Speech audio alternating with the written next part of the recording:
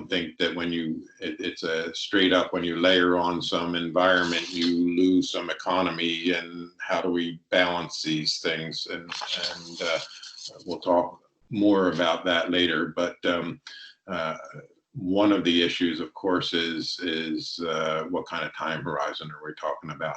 And you know, a sustainable economy is the important thing to keep in mind, I believe, because the economy, you know, if it's not sustainable, it's not going to be viable over the long term.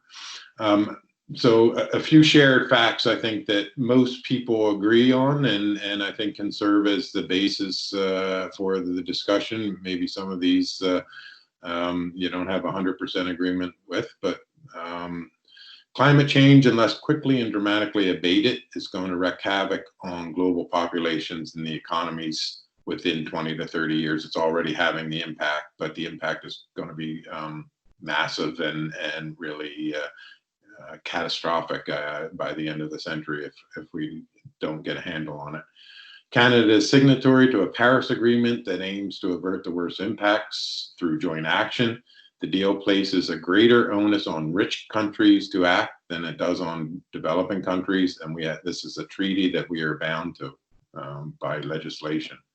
Oil sands has been the fastest growing source for Canadian emissions, despite some success in reducing the GHG intensity of every barrel produced. So because production's been going up, total emissions have been going up, but for each barrel we produce, emissions have come down a bit, significantly in some cases. Canada represents roughly 2.5% of global emissions, and you hear this often from industry. And the largest emitters, China, the US, and India, are at present not taking the necessary action required to meet Paris goals. Canada is the fourth largest producer in the world of oil and the fourth largest producer in the world of natural gas.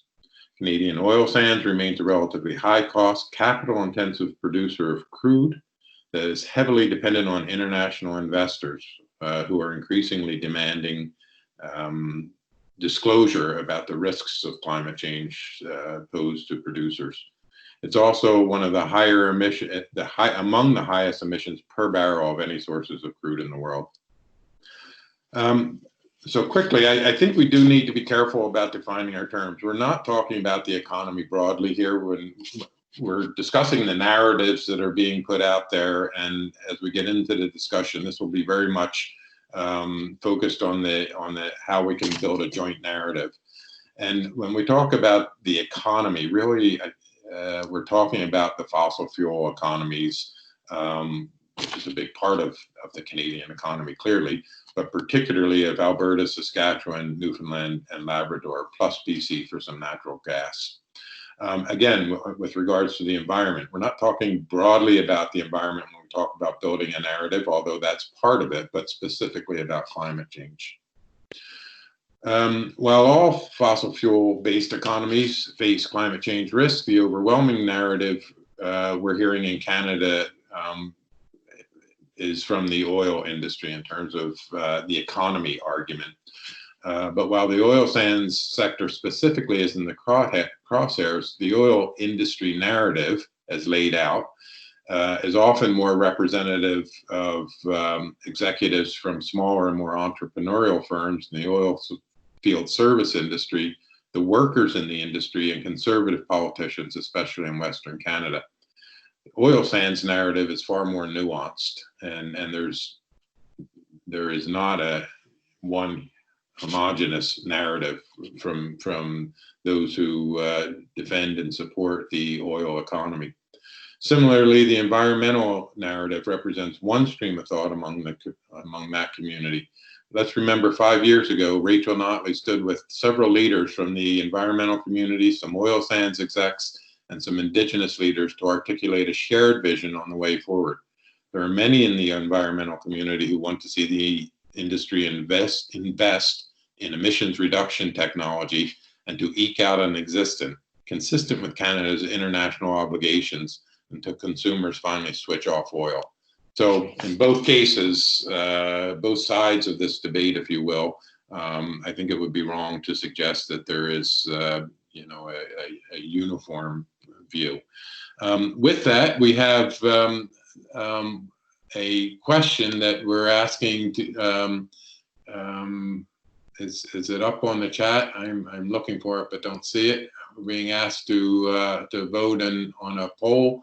That will appear if you keep your eye on the, there we go, under Survey Monkey. If you click on that, and do you believe the government should take action to help ensure the economic viability of the oil and gas industry in Canada? Yes or no? So if you can vote on that, we'll come back to that a little later in the session. So for now, I want to introduce our two debaters, discussants.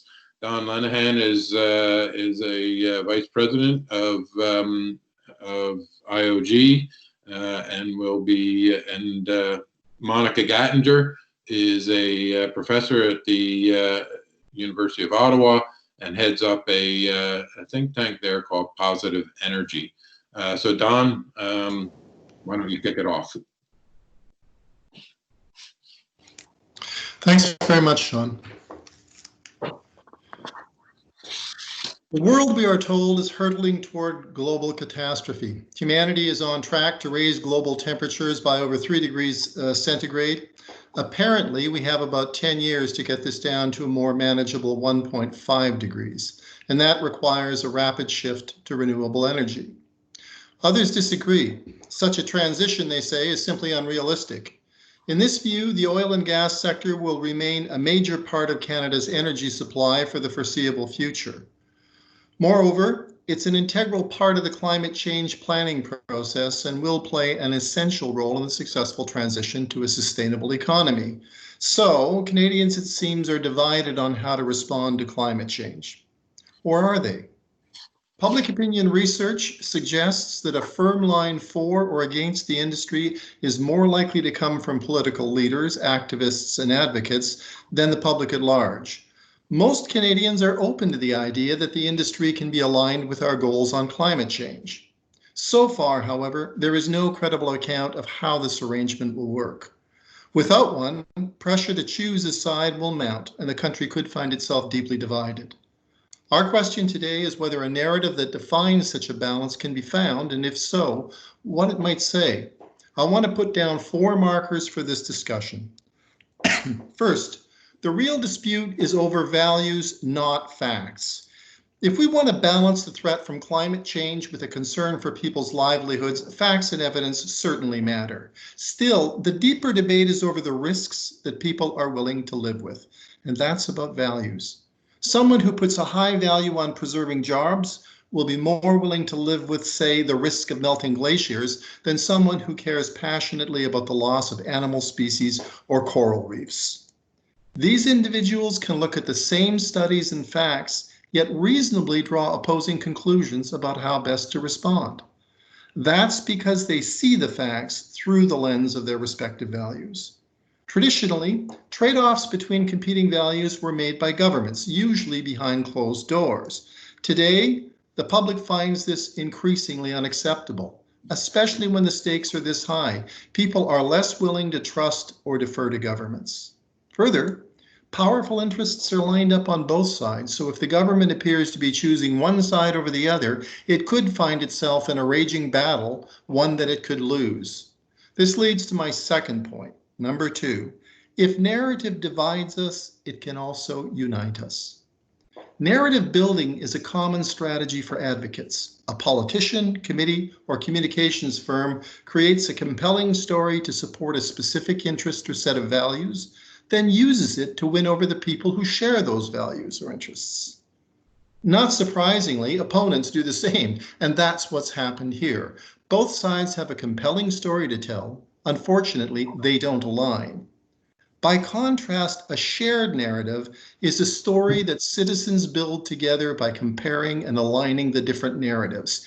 It's an effort to find common ground by standing back and getting the bigger picture. This requires a different kind of policy process. Conventional public debate is too partisan and too controlled. In this new approach, the participants must commit to basic rules of engagement, such as listening to one another, working to make accommodations, weighing evidence, and including all the relevant voices. These rules are vital. Take listening. It not only teaches participants how their rivals see the world, it uncovers shared understandings and points of contact between competing narratives that otherwise get ignored. As the process advances, special techniques help the participants align and integrate their stories around these points of contact.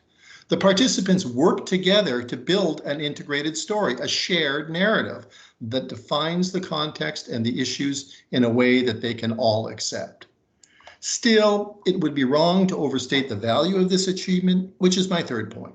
3, a shared narrative is not a panacea. While a shared narrative may reposition key tensions between participants, it's unlikely to resolve them. That requires further deliberation on critical trade-offs or how to mitigate risks. However, the shared narrative creates the common ground they need to support and guide these discussions. My final point concerns the prospect for success. 4, this kind of dialogue is not as hard as the skeptics say. Skeptics will dismiss the process. They think that people are too divided to create a shared narrative. I think we should listen to the research here, which tells us that Canadians are open to innovative solutions. My experience as a practitioner is that people are usually far more willing to work together to find solutions than the skeptics think. They just need the right opportunity. Thank you. Thank you, Don. And I think that was a knowing Monica as I do and her work. I think that was the perfect segue into Monica. So Monica, please. Thanks very much, John. Can you hear me okay? We can hear you, but we're not seeing you. Okay, I'm seeing me. I have my video on. Okay. We can see you. Okay, you can see. All right. I don't know why she's not on my screen. I did try to pin her, but it didn't come up. So others can see you, and I know what you look like. So okay, keep going. And I can see you. All right. All right. Perfect. Thank you very much. Thank you so much to the Institute on Governance for the invitation. My remarks are going to draw on research from Positive Energy. So for those who aren't familiar with Positive Energy, we're a research and engagement program at the University of Ottawa with a mandate to strengthen public confidence in energy decision-making. Monica, your audio is a little low. If there's any way of getting closer to your device or increasing the audio, we can hear you, but it's low. All right. How about like this, Sean? Is that better? Much better. Okay, terrific. I'll carry on without the headphones then. So the current focus of our work at Positive Energy is on Canada's energy future in an age of climate change, so very much in the bailiwick of today's discussion. And our research includes a focus on polarization. So again, very much on topic for today. So my answer to the question, can we build a shared narrative based on our research over the last 5 years, is that there is room for optimism on this front, but there's much to be done. So what makes me optimistic? Our research over the last 5 years demonstrates that so-called, quote unquote, ordinary Canadians are much less divided on these issues than energy, environmental, and political leaders. But even the so-called elites, energy and environmental leaders, there's room there as well for common ground, and I'll get back to that in a minute. Political leaders have also shown that they can find common ground. I think the best recent example that we have of that is Canada putting in place a carbon tax that applies across the country. That was a huge accomplishment, not without some challenges though, as we know. So then why do I say there is much to be done? Well, Canada faces a number of unique challenges in charting its energy future in an age of climate change. And I think it's important to remember these. We are a resource-rich country with oil and gas reserves concentrated in particular regions.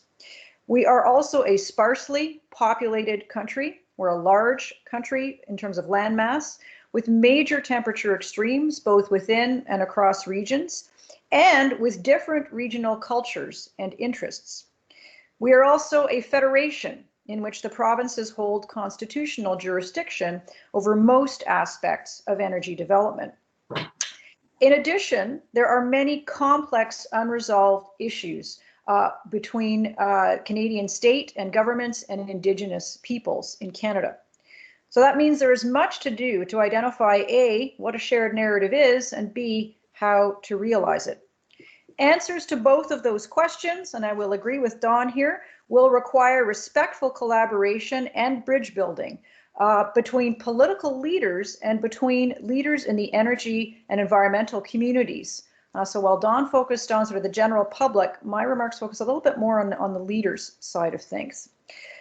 And a big part of that is understanding that energy and environmental leaders often inhabit two very different realities when it comes to these issues. They're often talking past each other. Last year, we interviewed 42 energy and environmental leaders for a study about energy transition. The most interesting finding was that leaders occupy one of two realities when it comes to Canada's energy future.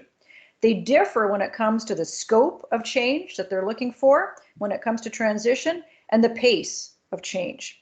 Reality one sees transition as a measured process of change, focused on reducing GHG emissions through a diverse energy portfolio that includes renewable energy, nuclear power, oil and gas, and carbon capture technology.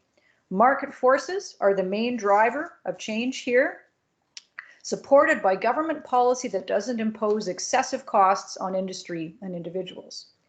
Reality two sees transition as an urgent process rooted in the world facing a climate crisis. This reality nests scientifically derived climate targets within a much broader set of political and economic reforms related to energy. It does not see a future for oil and gas in Canada's energy mix and believes fossil fuels should be eliminated as quickly as possible. Here, policy is the main driver. So can a shared narrative be found? There are areas of agreement between the two realities. All agree that climate change is happening and that Canada is in a transition of some sort. All agree that further action is required to reduce emissions. And they also all agree that it's useful to distinguish between the domestic and export energy economies. But it's going to take a lot of work to get to a shared narrative. Leaders need to believe that bridge building is more advantageous than digging in their heels. And one of the biggest challenges to bridge building is partisanship. Realities 1 and 2 have become associated with partisan politics. If bridge building is to occur, it will require overcoming partisanship, especially between federal and provincial governments, and political leaders will need to reach across partisan divides. But Canada has shown that this can be done. Progress is possible, but it will be hard won. Thanks very much. Very good. Thank you, Monica. So we're really going to now focus on the how-to in a sense, and that is how to go about trying to build a shared narrative that one is possible. So let me start by asking you both what the starting point is here. I mean, to me, and I will from time to time announce my bias, I suppose. It has to be the climate change imperative. This is a fact that has been demonstrated by science that is going to really cause huge problems for our children and our grandchildren, in my case. But others might disagree with that's not where we start. So what is the starting point for a shared narrative? Are there facts that have to be form the foundation and the basis of that narrative? Don?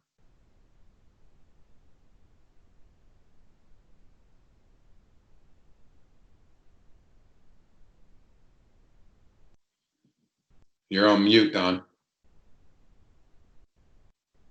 My apologies. I was going to say that I completely agree with that. If anything is new and I think powerful in this discussion, it surely is the message that we've received over the last couple of years about the next 10 to 20 to 30 to 40 years. And I guess what I want to say is that the urgency, the thing that I think is really interesting about that is, in spite of the fact that everybody has heard this, I don't think it's really sunk into people how urgent it is. Somebody I was talking to the other day who is a very important and very well-informed member of the Ottawa kind of policy establishment. We were talking about this, and I was talking about the difference between 1.5 and 2 degrees. And he said, yeah, I read that in your paper. He said, it really struck me. I never realized such a small difference could make such a small change could make such a difference. So the message I think I want to send here is that the reason we need a narrative building, is to raise awareness about the level of urgency that's there. I don't want people to panic, but I think that is the starting point. And I guess I would add to that there is a narrative taking shape, I think. Certainly in the last couple of years, I've seen a lot of progress in the way the discussion is happening, in spite of the polarization that Monica rightly identifies. And I'd say it's this, is that the industry, and I think a lot of people who are on one side of this discussion, or who might be on one side of the discussion, as Monica rightly points out, are now saying climate change is real, we've got to do something about it, we're part of this move towards a sustainable economy. What isn't settled is the timelines and how we do this. And I think that does take us to this question of transition.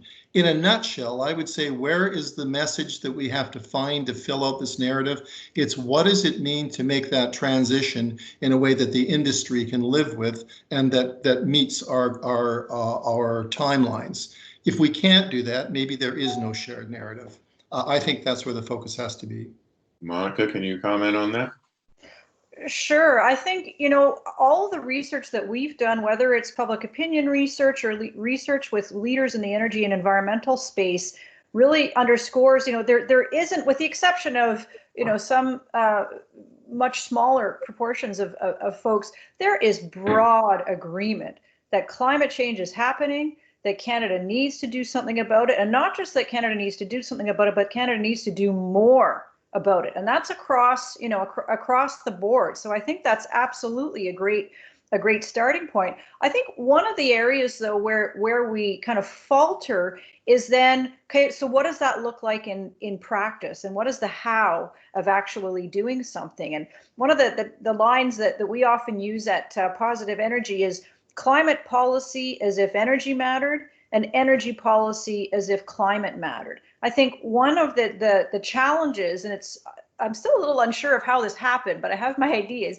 is that we seem to have sort of a lot of expertise around climate and climate policy, a lot of expertise around energy and energy policy, but they're often in silos. And we see that even within our federal government. We have a Natural Resources Canada department, we have an Environment and Climate Change department, and how much is there really that sort of horizontal bridge building across the kind of energy policy world and the climate policy world, because both can, I think, inform the actions of the other to make meaningful ongoing progress, rather than some of what we've seen over the last number of years in Canada is kind of one step forward and two steps back on some of these issues. Okay, very good. So we're launching, for sake of this discussion, into an effort at building shared narrative. What does that look like in terms of broad public, and how do you engage? Don talked about a bottom-up approach, especially when a broad public at the moment is disengaged at the best of times, and at the moment is worried about pandemic, economic distress, and whether schools and daycares are going to be open. So, what does that look like in terms of trying to get not just the usual people around the table, but some sort of a public bottom-up feed-in to a process like this? Monica, you talked about the importance of the usual people around the table, if you will. Can you comment on how you've looked at the bottom-up approach? Yeah, no, in the short term, I think it's going to be very challenging, right? In the context of COVID-19, decisions have to get made, and decisions have to get made fast. And I think that's an unfortunate reality, particularly for governments who are looking at designing recovery packages. It's not necessarily, Don might have other views on this, but I think it's a challenging time to undertake robust meaningful public engagement activities. There are certainly things that can be done, so don't get me wrong there. And I think efforts absolutely have to get made. I don't think we want to be making decisions without meaningful involvement of the public, but it is going to be challenging. Longer term, absolutely. I think this has to happen, and we need to look at previous initiatives. There are things that have been done in the past. Whether it's the federal government's generation energy initiative that did have a broad-based public consultation process that really demonstrated that, you bring, quote unquote, ordinary Canadians together, you give them the tools that they need to understand the issues, and they can come up with some pretty meaningful, pragmatic solutions. I think the Alberta Climate Leadership Plan, we have a case study on the CLP. If people are interested, it's on our website, that shows how the Alberta government not only had sort of a high-level set of discussions that you referenced, Sean, Alberta Premier Rachel Notley on the stage with a number of leaders, but also had a bottom-up process as well in engaging citizens. I think one of the areas where Canada could do better on this, though, is actually how do we bring together those kind of, leaders or elite-driven processes that I would argue are absolutely essential. They are needed, but how do you bring those together with what Don's referring to, which is a sort of bottom-up public opinion, or not public opinion, but bottom-up public engagement processes, so that we kind of bring those together in a way that matches them up, rather than having them on two separate tracks, which in some instances is I would argue, what we have done. Good. Don? Yeah. First of all, let me just say something about the business of engaging people who are occupied in all kinds of other things. And I am thinking now about the broad public. We can't engage everybody, and we can talk about a process. But I do want to say this. I've been doing public engagement in various forms, large and small, for a long time. And I'm always dealing with the question, gee, aren't people over-engaged, and do they really want to get involved? The short answer is people don't want their time wasted. You actually get them involved in a process where they feel like they're talking about things that matter to them and they're having some kind of impact. People are usually quite willing to get involved, I find. So let me just start by saying that. The second thing is, let's go back to the idea of a narrative, right? And the level I'm talking about a narrative here isn't a very sophisticated policy narrative. It's a frame in which we balance some of these very fundamental assumptions about how we're trying to solve a problem. It's a first step towards that conversation that creates common ground. The reality is, for most of the public, that's about as much as they need to know and will want to know. What they really want to know is there's a way to solve this problem. I'm not just saying, I think you should help out the industry and you should meet our climate change targets. They want a story that explains in broad terms to them why and how this can happen, and the details will be left to the policy people. Those two things are going to have to line up. But ultimately, part of what will make them line up, I think, is if you get that kind of legitimacy and support and ownership for a narrative that makes sense, that creates that space in which a conversation can happen and in which the public will support it. I guess the last thing I want to say is this, is the great thing about narratives is that people don't remember facts and data unless you're a specialist, and even specialists don't.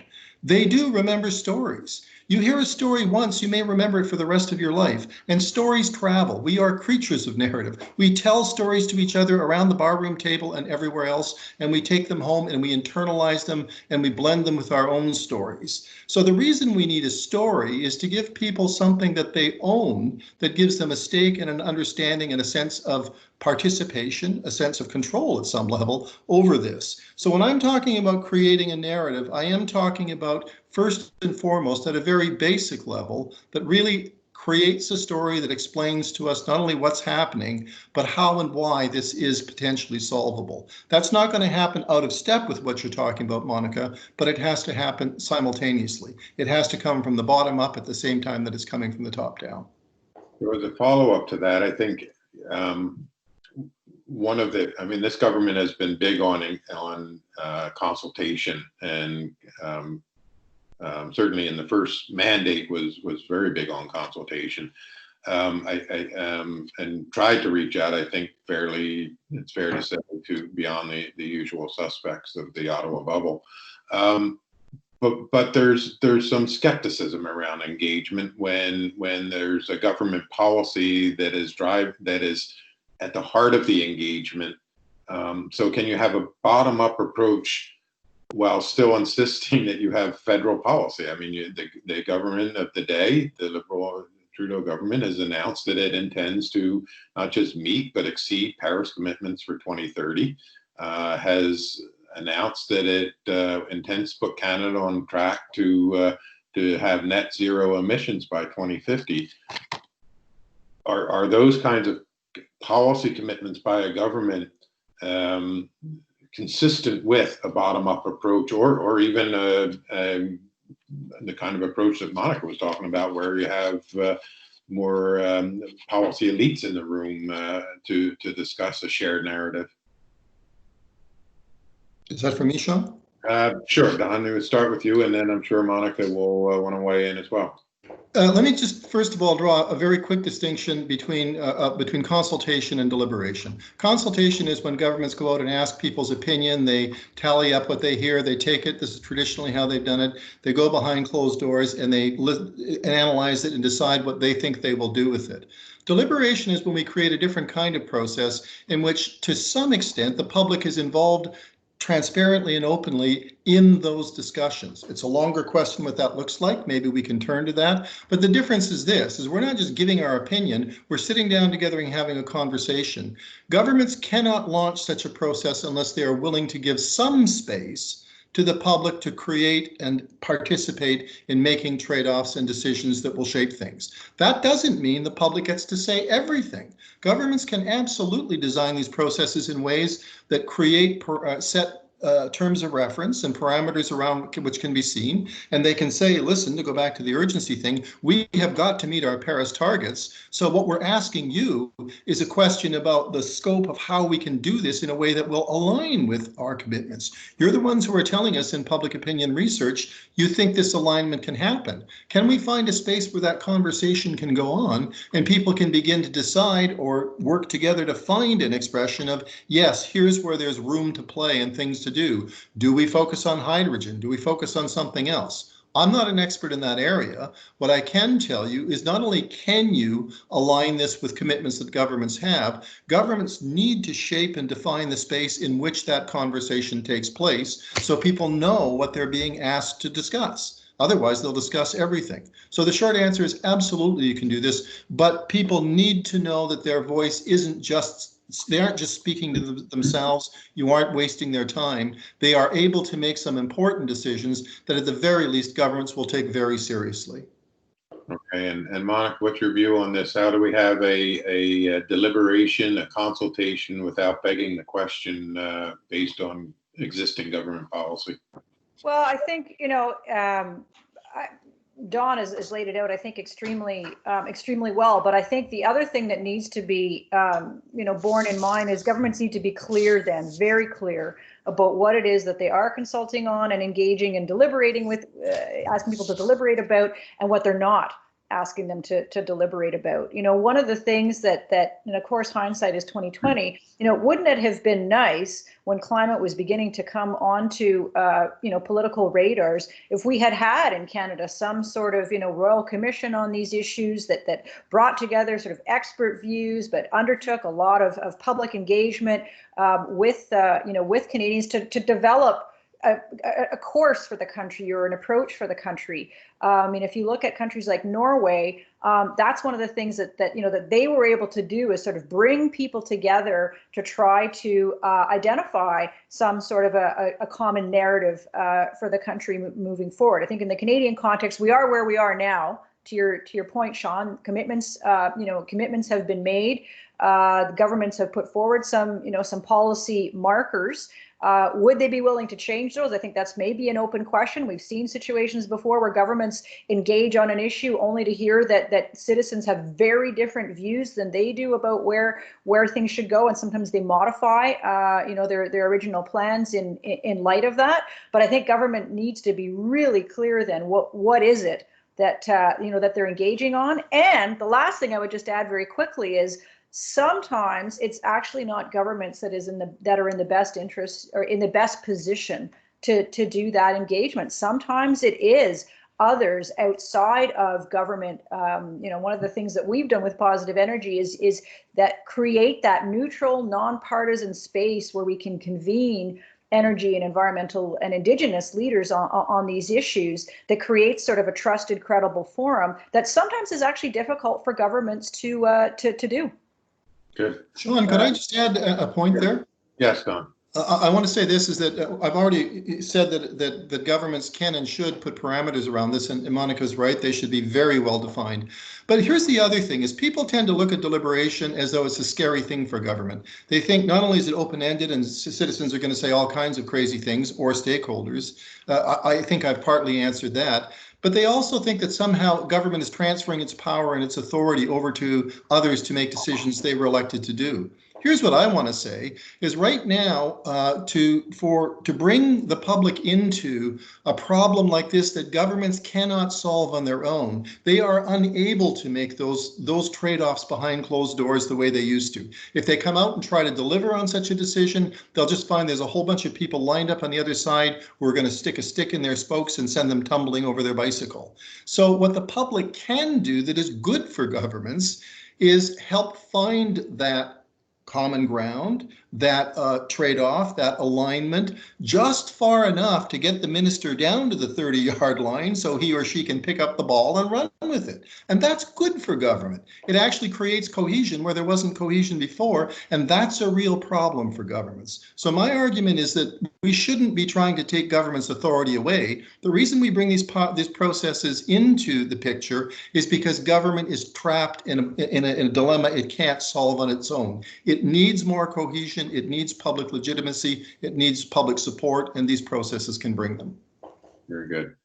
And just to add something to Monica noted Norway, the other good example, I think, in terms of a government or a country, I suppose, a nation that has built a shared narrative and that has stood changes in government is the UK, where you have currently a conservative government in power. I guess it's been conservative for a while now, but they are living with decisions that were made long ago on climate change and how to address policy, and it has to a large degree taken the partisanship out of it. I'm sure there are still debates about and always will be within this shared narrative about what exactly it means on each policy decision, but it has been done elsewhere, I guess, is the point that Monica was making, and the UK is another good example. How can we assure a process like this is not captured by the best financed and organized voices? You know, the corporations spend a huge amount of money on strategists, communications people, lobbyists to achieve their ends. Big environmental organizations have significant resources, not in the same category as many of the large corporations, but still significant resources. But other groups, indigenous communities, community groups, consumers, are fragmented, lacking in capacity and resources. So how do we ensure that it's not the best financed, best organized people that whose voices drown everybody else out? Don, why don't we start with you, and then we'll again go to Monica. Sure, thanks, Sean. Well, first of all, let me say that there's no perfect way to stop people from exercising influence and spending their money. Having said that, here's what I will say about these processes. The kind of process I have in mind is highly structured and very different from a consultation process that is thrown wide open and anybody can show up and anybody can do what they want. To just cut to the chase, I always like to say these processes are rules-based. I think I said that in my introductory comments. And what that means is that the rules that in order to play, you have to agree to the rules and you have to abide by the rules. And in the sessions we would set up, and there could be lots of sessions across the country, community conversations of various sorts and so on. But what would happen is when people sit down to have a conversation, they have to recognize that they have to listen to each other. They have to be willing to make compromises. They have to essentially pay attention to evidence and provide evidence for their claims. They have to carry on a number of rules. And the rules to these processes create discipline and a level playing field. They level people's voices out within reasonable limits, at least within inside the process. The second thing I would say is that this goes back to what I was saying about narrative travels. If we build a successful narrative, a shared narrative, that people in these processes are essentially generating together, what that does do is it creates huge momentum behind that narrative. It will be used, it will travel, people will understand it, and it creates a countervailing force. So I would say in this case, if the narrative is emerging and people are satisfied that it's the narrative that essentially speaks to the issue they want, then all the better if it gets picked up by the media and others. But in generating the narrative, you need to have a process that gives people a representative and fair voice, and essentially to work through those issues together. That's what the rules do. Okay, Monica? Oh, I think this is an extremely important question. You know, I think we've become quite accustomed in Canada over the last number of years. You know, we haven't necessarily had processes, or too many processes, that focus on the broader policy questions like we're talking about them here, where what we've tended to have is a lot of conflict and you know, contentiousness around individual energy projects. So whether it's, you know, Trans Mountain or Keystone XL or Energy East, take your pick. And so I think we've got folks on either quote unquote side when it comes to those sorts of projects very accustomed to mobilizing, right? They're accustomed to mobilizing those in support or opposition to their views. I think what would need to happen with a process like this is you would need to really emphasize that this is different and put in place something that has a tremendous amount of process integrity. I mean, so much of the work that we've done at Positive Energy is about public confidence in energy decision making. We've looked, you know, at multiple different contexts of decision making, and what comes back time and again in terms of public confidence in decision making is that, you know, people will be willing to accept the outcomes of a decision outcome, even if they don't agree with it, if they felt that their voice was heard, and if they felt that the process that was used to arrive at that decision had integrity, was open, was transparent, was representative, you know, that the decision wasn't in the bag at the beginning of the process. So I think you would really be, you know, needing to put in place a process that has a lot of integrity to it. And to the extent possible, I mean, I take Don's point that was made earlier around, you know, you want governments to be leading these things, but I also think you want to be careful about not having them too closely associated with whether it's an individual minister or with an individual political party in power, because then you have an election, new government comes in and they say, well, we don't want anything to do with that. That was the other guys, right? So I think you want to put in place something that's got some independence to it so that it's got credibility across partisan lines and can withstand changes in government. Yeah, that's often the hardest hurdle to get past. Whatever the other guy did has to be bad, and we need to go back and reinvent the wheel here. And it would be nice to see government start to build on rather than simply trash what, I mean, obviously there are going to be differences and we expect that, and that's why people vote in new governments. But well, if I could just add this, Sean, because I think that's it's a very important point. I could tell you longer stories about this in real processes I've done, but there's another consequence from these kind of processes if they're done well. It's what I call resilience.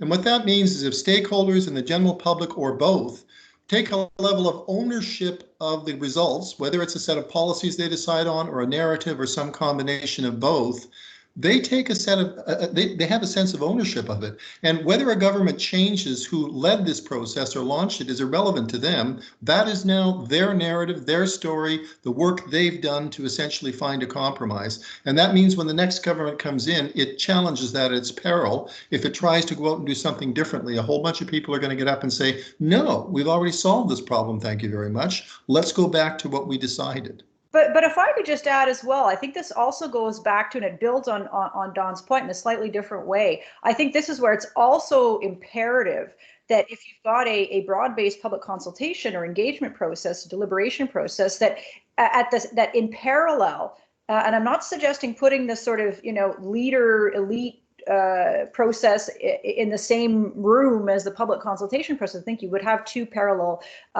processes, but that you've got another process taking place at the same time, because in the absence of that, what you could have is a great public engagement process that leads to some sort of a shared narrative and has, potentially some resilience to it, Don, and people at the bottom, grassroots, buy in, but then you've got folks in the sort of, leaders space Absolutely. that don't like the outcomes of that. And then they begin to politicize that in ways that might be problematic. So I think you need to have a couple of processes, not to make this overly complicated, but I think there's a number of different levels that need to be focused on simultaneously. Sean, I'm just going to insert myself for 15 seconds because you're absolutely right. And the process I would launch has 3 different tiers to it. It would have an online tier, it would have face-to-face stuff, in this case going across the country, and it would have a small leadership group that would do a lot of deliberation over a period of time, and that would be a leadership body. So it's more complicated than I'm making it sound. So I mentioned some of the groups that are fragmented, lacking in capacity and resources, and first and foremost in my mind when I talk about that, I mean, there's communities right across the country, but the Indigenous community across Canada. How do we plug the Indigenous people of Canada into a process like this, and what role for them in this, especially given that often their communities are on the front line of the impacts of climate change, and often their territories are very much involved in resource development, as we've seen right across the board in the debates over the last few years. Monica, why don't we start with you? Sure. I think that's a really pivotal question, and I think that's an area where one of the assumptions that's often made is that Indigenous people speak with one voice and have homogenous views on these issues, and certainly the experience that we have at Positive Energy engaging across the country with different with different nations, with different organizations, that is not necessarily the case. I think one of the things that to me is really fascinating is to see increasing capacity building within and across Indigenous communities, and again on climate issues, on major project development issues. So I think any process that gets put into place, I think needs to not only think about, to your point, Sean, how do you sort of plug in, but I think if more than anything would need to take an approach that I think is very much about empowering those communities and very much about kind of having an Indigenous-led component to this, because increasingly it's not just about how do we integrate Indigenous knowledge into standards. It's developing Indigenous-led standards. It's not about how do we engage an Indigenous community in the building of a project. It's equity stakes for communities in projects. So it's a very different context, I think, now than even just a few short years ago. So any process that would be put in place, I think, would need to be developed and designed with Indigenous peoples, not sort of, oh, here's the process, plug in if you want. I don't think that would fly. Yeah. Yeah, first of all, I do want to say this so we don't scare off all our listeners here, is that this is getting very complex, and I'm going to make it even more so. But we're talking about very high stakes issues. We're talking about the future of the planet and a huge industry and sorts of other things. So this is not going to be a small and simple process. Sometimes deliberative processes are for lots of other issues. So that's my footnote here, or my entry into this. But I would say this is that with Indigenous people, I'm actually inclined to sort of side with the courts here, is they already have, if governments are listening to the courts, and increasingly they are, they have the duty to consult, and as the courts unravel and explain the duty to consult, it actually looks like a very deliberative process. They're saying you can't just come in and consult with these people. You have to have a genuine discussion about their interests and their concerns, in which they have a voice and they are part of the decision making that goes on in the outcome.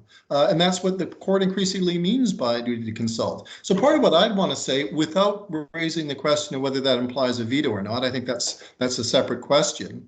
But that what I would be happy with here is if there's a process that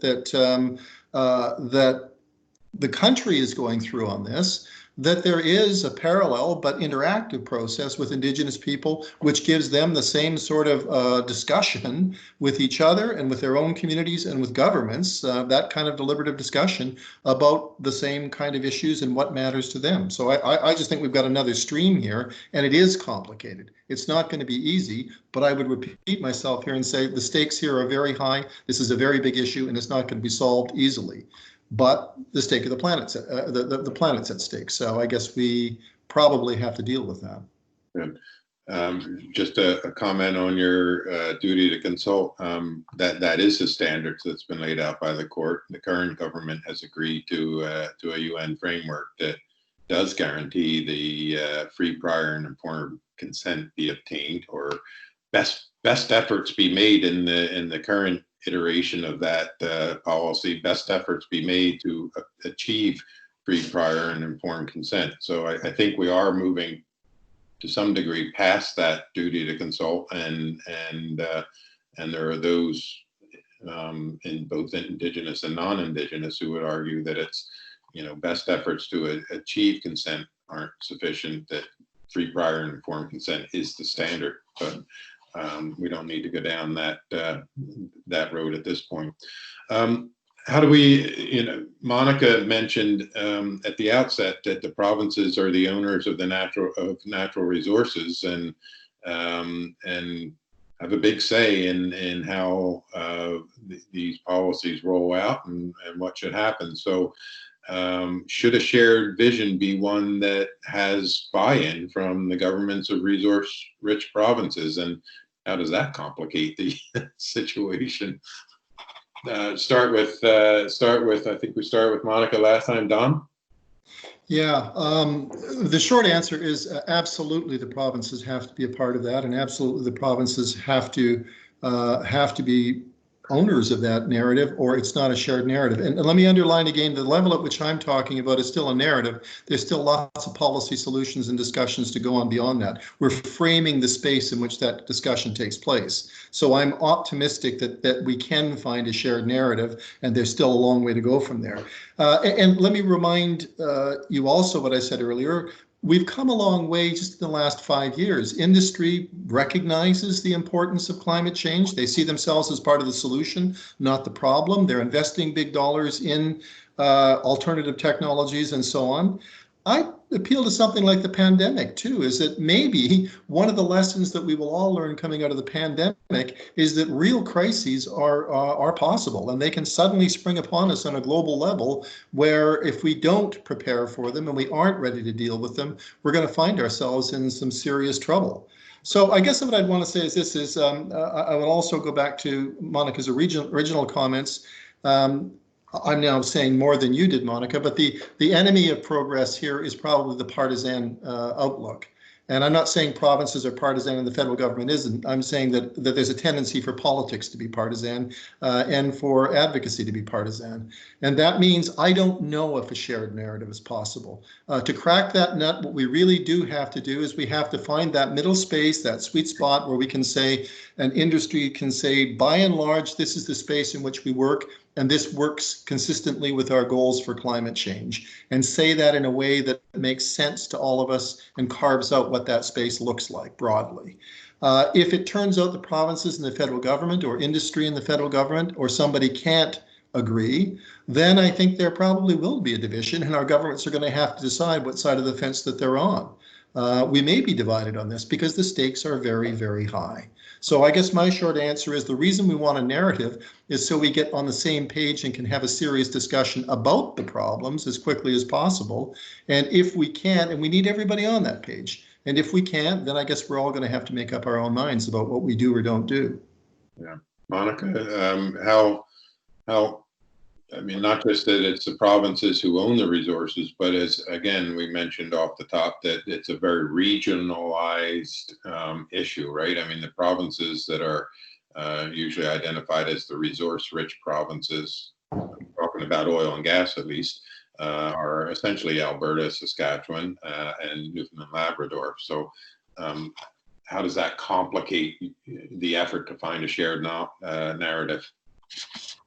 Yeah, I think it does complicate it. And again, is one of the reasons, or the reason I pointed that out at the outset of my remarks. I often think be an interesting, sort of thought experiment. What if oil and gas resources, the reserves, were distributed equally across the country, and over time, all provinces had developed their oil and gas resources? What would our debate look like now? I have no doubt that it would still be challenging and complex, and but it might have a different flavor to it. I think the regional piece, the fact that provinces are the owners of the resource, I think the fact that we've got history in this country of acrimony between federal and provincial governments, including between federal governments headed by Trudeau's and provincial governments, going back to late 70s, early 80s.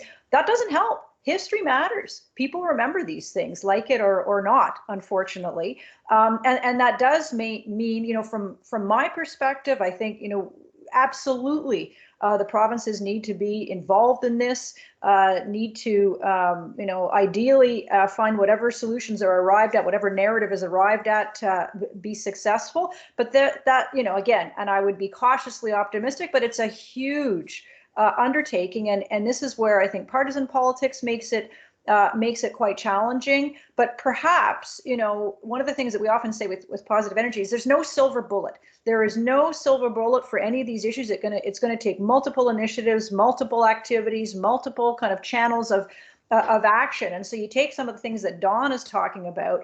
Could those kinds of processes, whether at the public engagement level or at the level of energy and environmental leaders, begin to open up the political space for some bridge building across partisan divides between federal and provincial governments, or conversely, right? Because at some point, people, it becomes almost wrapped up in identity and partisan politics, and it's us versus them. Very difficult to find common ground, and you need to start to kind of laying the framework for kind of the temperature to cool down a little bit, and people to be able to come together.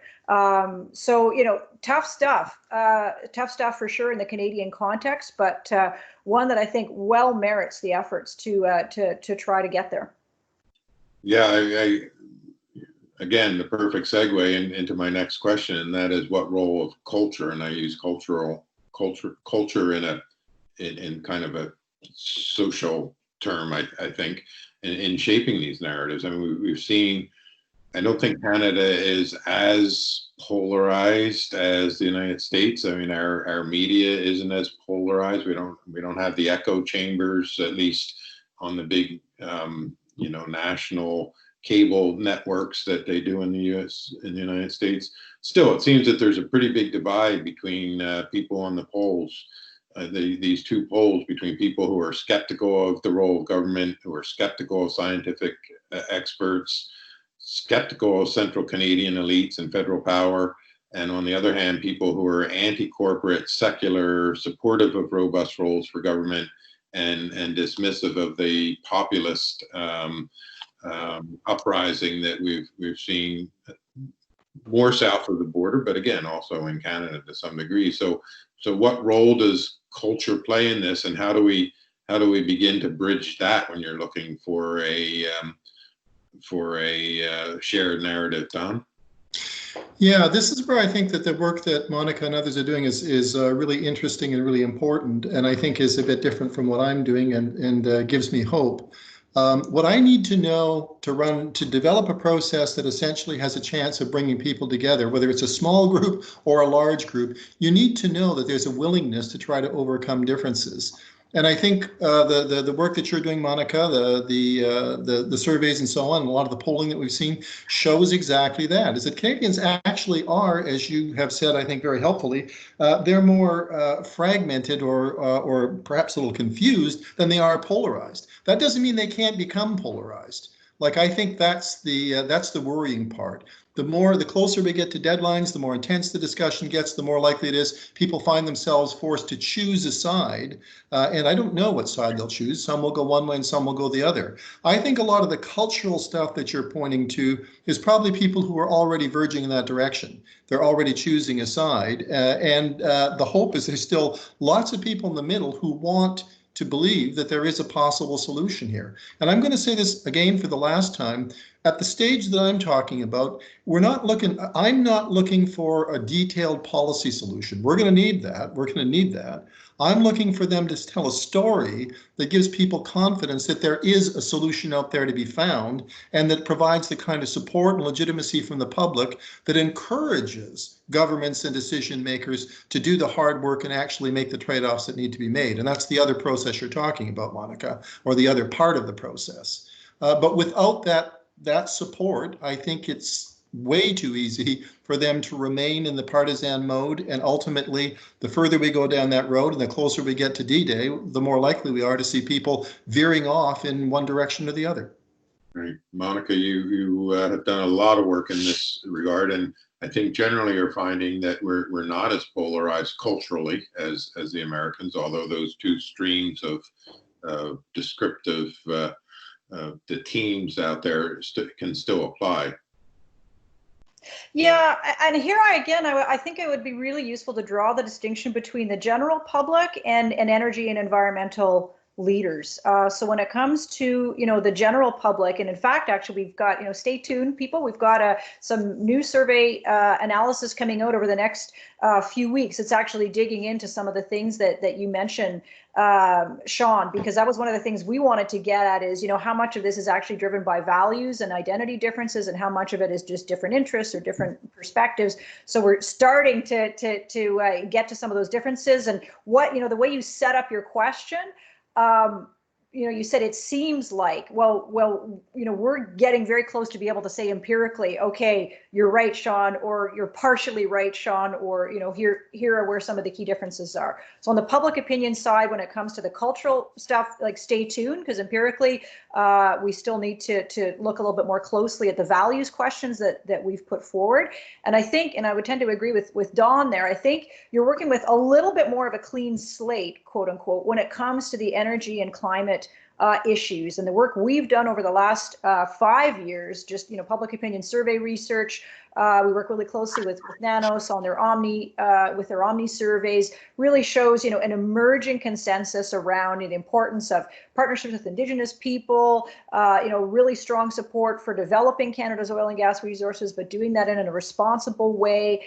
Really wanting climate action, but let's do this in a way that's feasible from a sort of economic perspective. So from there, I think the cultural piece, it's a little less clear to me. Ask me in about a month's time, I'll have a better answer for you. Where I think the cultural piece does play is in the energy and environmental leader space. I mean, these are people, and a lot of them are in our network, who know each other, and they know each other well, and they've been on the opposite sides of these kinds of debates for many, many years. And in some instances have come together. The Alberta Climate Leadership Plan, that famous photo on the stage of Rachel Notley with environmental leaders and energy leaders, CEOs of companies, Indigenous leaders. There are a number of folks who, and I won't get into it now unless you want me to, Sean, who were very happy and proud to be on that stage, and then felt when they walked away from it that the whole deal fell apart.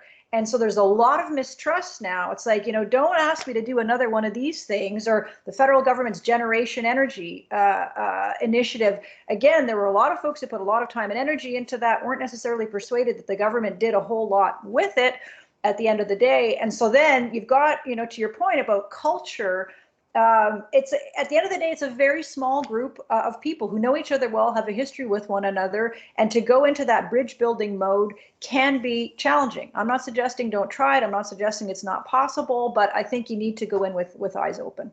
Good. And we're just about at the point where we want to open it up to Q&A, and I will move to that after this last question. I would be remiss, given my 40-year career here, if I didn't pose this one, because I think it's an important one, and that is the role of the media in all this. Over my 40-year career, I certainly recognize that media and the news is driven by conflict.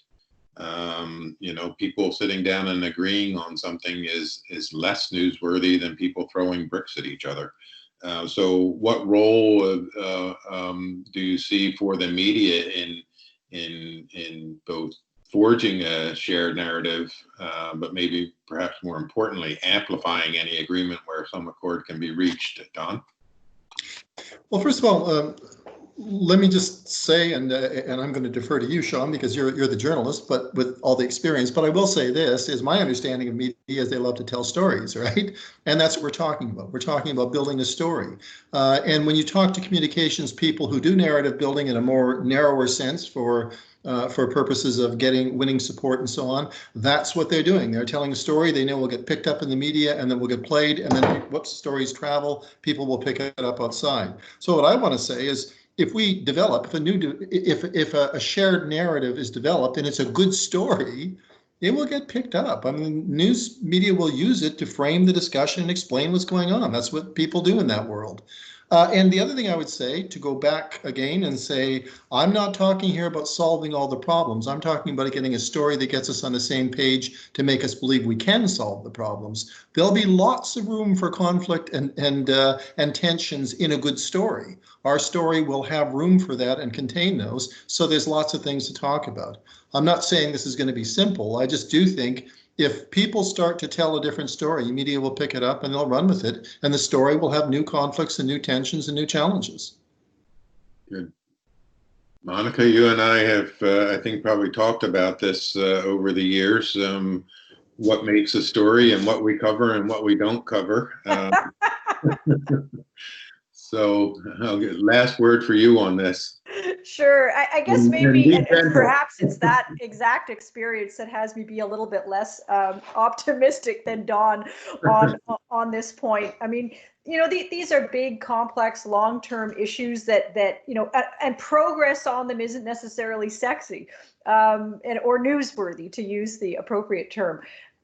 You know, what is far more newsworthy, I think, to your point, Sean, is the when we find conflict. I think the other big challenge, and Sean, you left a huge hole in the media space when you took your retirement, is that we don't have a lot of reporters with deep understanding of the issues. There are a number of folks who have retired. Your name is at the top of the list, but there are a few others as well. You know, where we're left with a much impoverished media landscape in terms of journalists who understand the issues. So even the coverage of conflict, sometimes I read the stories and find myself a little bit frustrated. On the positive side, what I would say though is, you know, and as difficult as some of those situations have been, I think one of the things that those conflicts has done, and media coverage of those conflicts has done, is that it's opened up a space for Canadians to say, hey, what the heck is going on here? Why are all of, you know, what's with the rail blockades? What's going on with those hereditary chiefs in Wet'suwet'en? What's going, you know, people I think are open a little bit more to kind of learning about the issues. So if the media can play that role of generating people's interest and helping them to be more engaged on the issues, you know, it's a little less of a lofty set of objectives, but it's challenging in the current media environment. It is, and that, you know, it always was, but given the nature of the media these days and the financial constraints that all newsrooms are facing and the shortage of resources, it's increasingly so. So we are open to questions, and the chat box is there. So please do. I can see your questions as they come up, so don't be shy.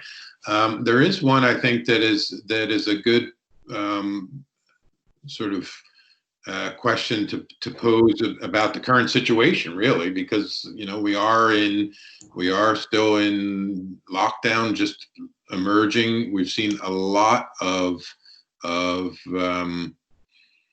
suggestions and papers written and op-eds authored about, you know, what a post-pandemic world should look like, what a green stimulus package should look like, and what role the oil and gas sector might play in investing in emissions reduction technology that would be part of that. So Monica, why don't you start? Are you seeing anything in this current environment, as groups talk about emerging, that is less polarized, or what's the tenor of the interventions that you're seeing as people like Smart Prosperity put out their roadmap, or CAT puts out its wish list, the Canadian Association of Petroleum Producers, Smart Prosperity being a Ottawa U-based virtual think tank that pushes for a low carbon solutions. What's your experience there, Monica? Well, I think it's a very open question as to whether COVID-19 will serve to unite or divide Canadians on the country's energy and climate future. One of the things that is positive is that it could potentially serve as an opportunity to, as many have said, there were things that were already going on, and then COVID-19 sort of sped them up. So an example would be all of us working from home and connecting virtually like this. But I think, it's also shone a really bright light on, okay, so what is the role of the oil and gas sector in the country's energy and climate future? So that's kind of on the positive side. It opens a space for debate.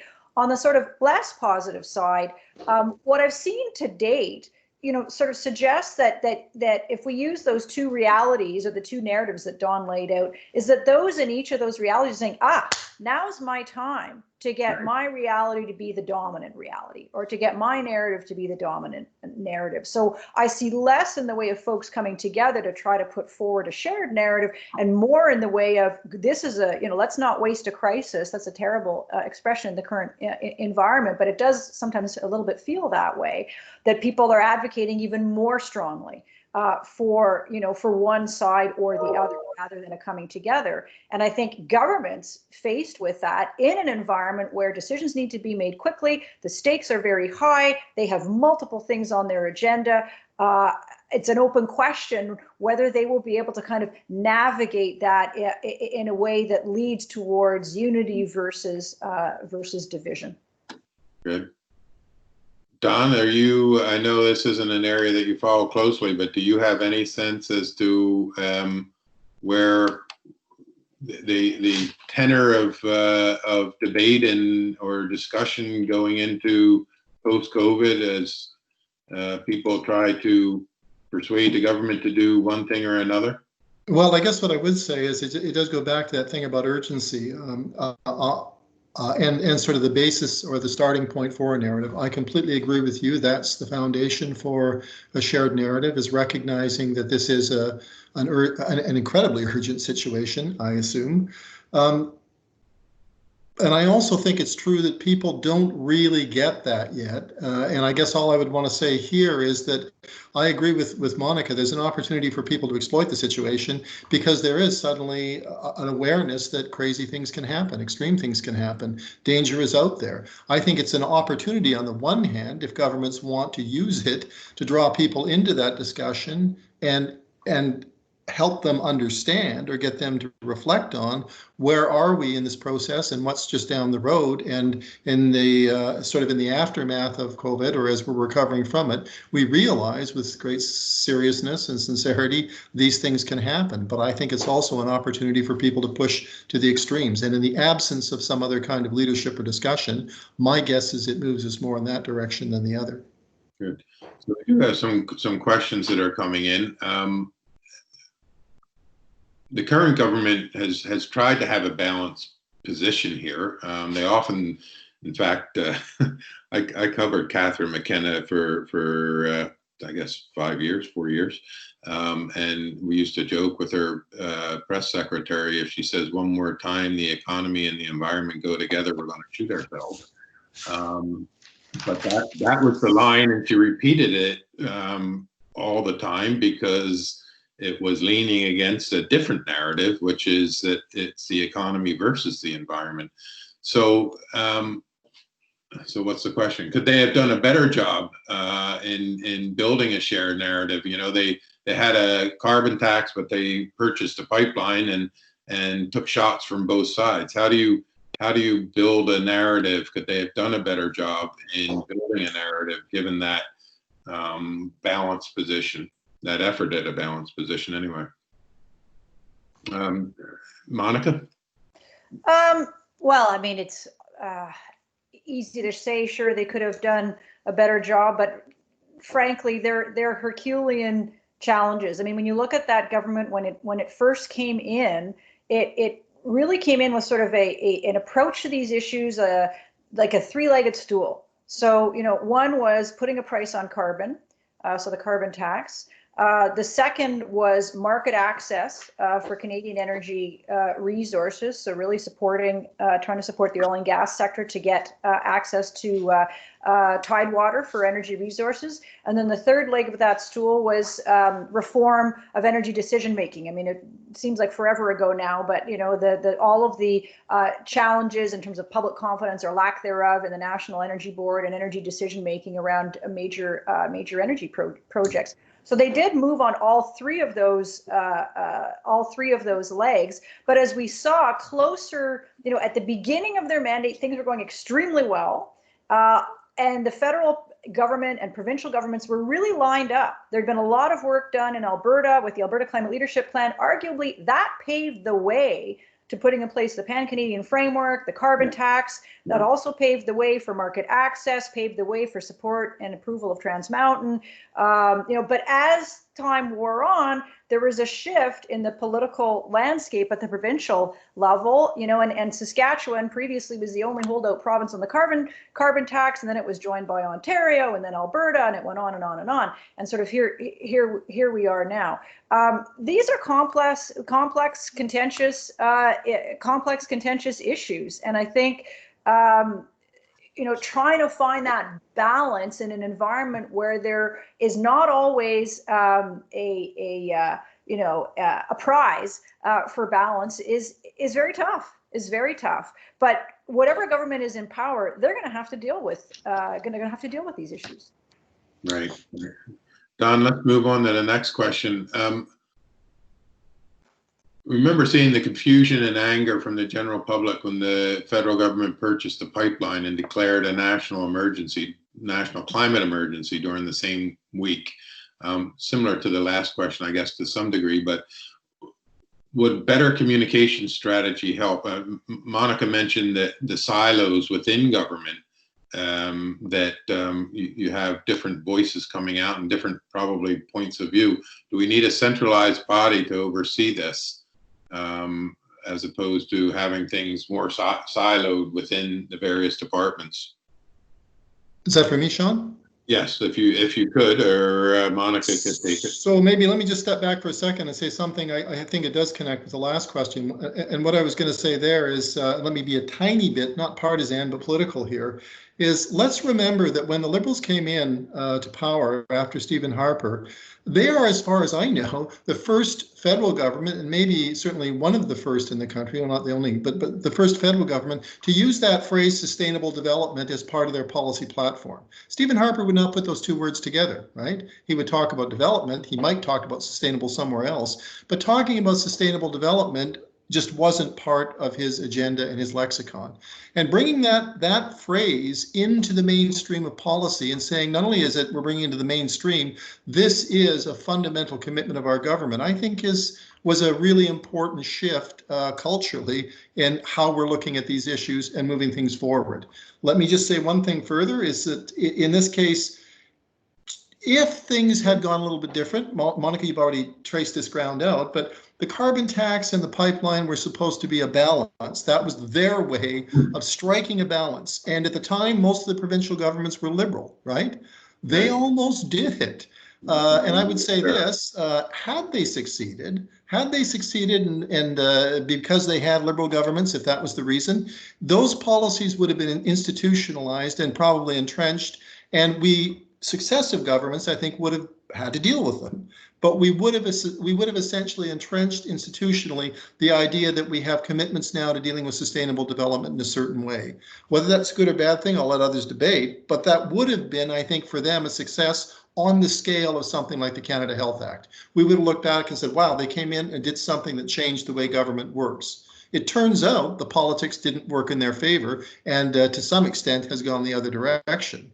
So all I can say there is that means we don't give up on the idea of sustainable development, but it is going to require a different and rethinking of the approach and another approach, another plan. And I guess that's what we're all fishing around for, is what does that look like? And I guess the last thing I want to say there is that's why I think a narrative is important. I don't think they gave us a very convincing narrative that explained their approach to balance. They gave us a carbon tax and they gave us a pipeline and said, here's a balance. And we're still sort of wondering, is that really a balance? We need something that explains to us better how this fits with the longer term. I think it's fair to say that if there had not been an election in British Columbia where the NDP and Greens came to power, and then a court case in British Columbia that quashed the certificate for that pipeline, the debate in this country would be quite a bit different. And the rejection of the Trans Mountain Pipeline, to your point, Don, really heightened the view in Alberta that the deal that Rachel Notley struck had been undone, and that sense of betrayal almost is not too strong a word in Alberta after that. So it was something that Jason Kenney and the UCP before that really made great hay of. So we have just sort of can I add a very quick quote to this, just to go back to the question that really was asked about a communications plan or something. I think what we see that the government didn't do effectively in supporting that initiative was to give us to create or build a narrative that people had some sense of ownership of, and that would have done more to sustain the initiative and I think the transition into the next phase. We need something that people actually can hang on to, and I don't think we've got a very good story. Sorry.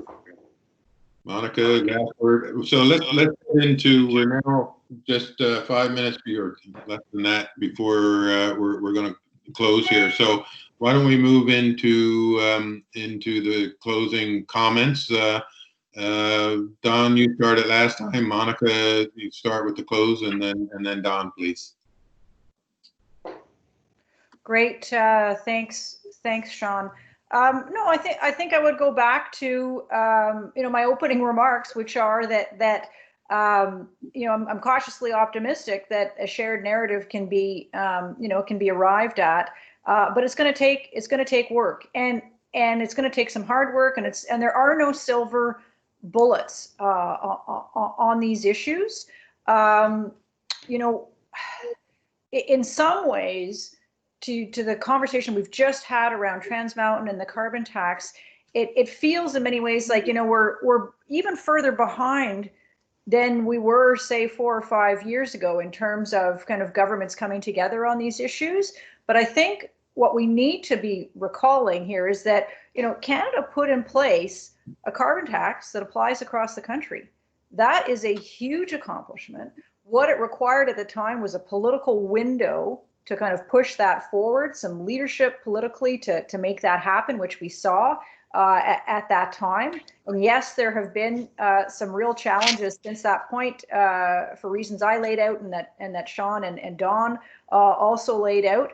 But I think that shows that progress is possible, but it also underscores that it is very hard won. You need to be really, putting together a multi-prong, multi-channel, multi-whatever strategy. And so, the last thing I would say on narrative, and Dawn has said this as well, but I would just kind of put a finer point on it.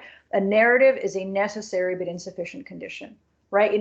Having people come together around what the future looks like, I think that would be, that in itself would be a huge accomplishment, but it's still not going to be sufficient. In addition to that, we're going to need policy measures behind that. We're going to need performance metrics, facts that people agree on, a whole host of other issues. Does that mean we shouldn't do it? Absolutely not.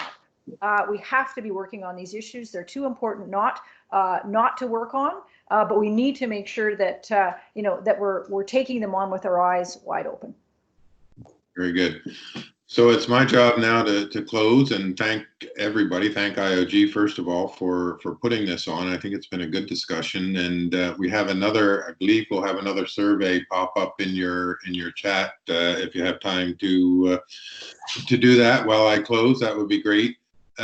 Just a few words, I suppose, in closing. One is not to lose sight of the facts, and I more than once I was told, usually by people in industry, but not just, you're entitled to your opinion, but you're not entitled to your facts, to your own facts. And as it turns out, you are entitled to your own facts if you're not being careful. Lawyers do it all the time. They construct arguments that leave out the facts that are inconvenient to their argument. When we're trying to develop a shared narrative, it's really important, critical, to marshal the facts that support your point of view, but even more critical to pay attention to the facts that may not support your point of view, and then how do you take those into account? And I think it's really important, if we have this kind of process, to keep that in front of people all the time and challenge people to deal with the facts that they have trouble, frankly, dealing with, that may not support their positions. The only other comment that I would make is, once again, a reference to the economy and this sense, and I know that was not the intent to say this is a zero-sum game here, but there is an awful lot of economy on the other side of the climate debate, the arrival of clean tech and transition technologies and so on, that Canada really has to grasp and be part of.